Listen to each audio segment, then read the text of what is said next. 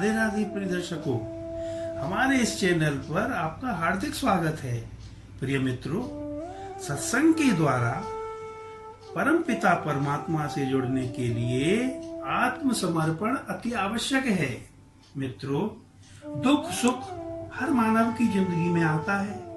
जब सुख आता है तो मनुष्य अपने सुखी जीवन में इतना खो जाता है कि वह अपने को ही सर्वस्व समझ लेता है और वह उस प्रभु को भूल जाता है जिसकी कृपा से वह आज सुखी जीवन व्यतीत कर रहा है। मित्रों, दुख का समय हो या सुख का समय, दोनों स्थितियों में सम रहकर धैर्य पूर्वक प्रभु का स्मरण नहीं भूलना चाहिए।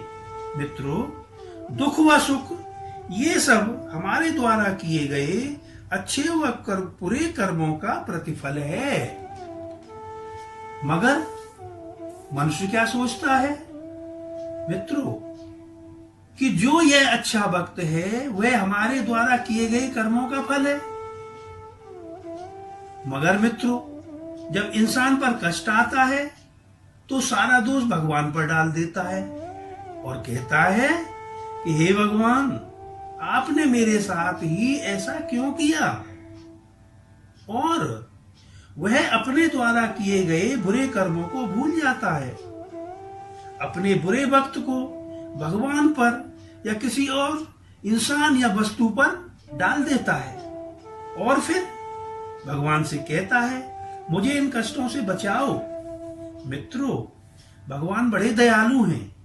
वे हर इंसान के कष्टों को दूर अवश्य ही करते हैं। मनुष्य भगवान से प्रार्थना तो करता है मगर पूरी तरह आत्मसमर्पण करके नहीं करता। मित्रों, जब आपको भगवान की कृपा पानी है तो सच्चे मन से पूरी तरह भगवान के सामने अपने को समर्पित कर देना चाहिए। उसमें किसी भी प्रकार की चतुराई नहीं करनी चाहिए, क्योंकि भगवान उसकी सुनते हैं जो कि भगवान के दरबार में सच्चे मन से निष्कपट होकर बगैर किसी अहंकार की भावना लिए अपने आप को समर्पित कर देता है। मित्रों, हमें किस प्रकार से भगवान के सामने समर्पित होना चाहिए, मैं एक उदाहरण देकर समझाता हूं। आप मुझे बताएं कि यदि एक माँ के दो बच्चे हैं, उनमें एक बच्चा तो करीब 7-8 साल का है तथा दूसरा बच्चा 6 महीने का है, तो माँ किसका ज्यादा ध्यान रखेगी और क्यों? माँ के लिए तो दोनों ही बच्चे उसके प्रिय हैं। आप कहेंगे कि 6 महीने के बच्चे पर ज्यादा ध्यान देगी और पहले 6 महीने के बच्चे की सुनेगी। आपकी बात बिल्कुल ठीक है, आपने सही समझा है, क्योंकि माँ जानती है कि 6 महीने का बच्चा बोल नहीं सकता, सिर्फ रो सकता है, ना ही चल सकता है, ना ही अपना कार्य खुद कर सकता है।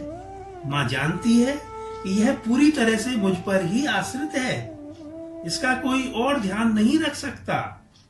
और दूसरा बच्चा जो कि 7-8 साल का है, वह बोल सकता है, चल सकता है तथा अपना कार्य स्वयं भी कर सकता है, क्योंकि वह समझदार है। मित्रों, यहाँ पर जो मैंने आपको उदाहरण दिया है उसमें माँ एक भगवान के रूप में है। वह जानती है कि मुझे किस पर पहले ध्यान देना है। तो मित्रों, आपको यदि अपने कष्टों से छुटकारा पाना है तथा भगवान की पूर्ण कृपा पानी है, भगवान से परमपिता परमेश्वर से जुड़ना है, तो अपने आप को भगवान के सामने एक 6 महीने के अबोध बालक की तरह समर्पित करें, ना कि एक 7-8 साल के बच्चे की तरह।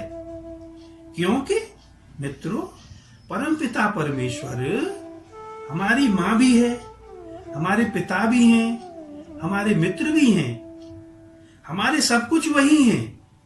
वे हमें सभी कष्टों से बचाएंगे। मित्रों, आप उन्हें अपना बनाकर तो देखो, उनके बताए हुए सत्य व धर्म के रास्ते पर चलकर तो देखो, बाकी सब कुछ उसी के ऊपर छोड़ दो। जैसा कि एक अबोध बालक अपनी मां पर आश्रित रहता है।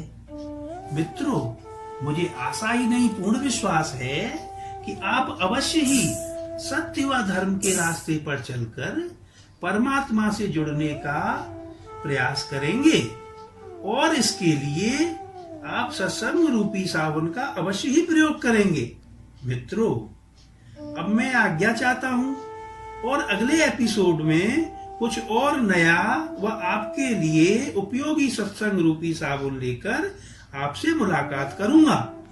तब तक परमात्मा का ध्यान करते रहिए और हाँ मित्रों, आगे की वीडियोस देखने के लिए अवश्य ही हमारे चैनल को सब्सक्राइब करें और बेल का बटन दबाना ना भूलें। साथ ही हमारे वीडियोस को ज्यादा से ज्यादा शेयर व लाइक करें। धन्यवाद। राधे राधे। नहीं जग से आशा ना परवाह किसी की, अगर तू है साथी तो ना चाहत किसी की। मुझे अपना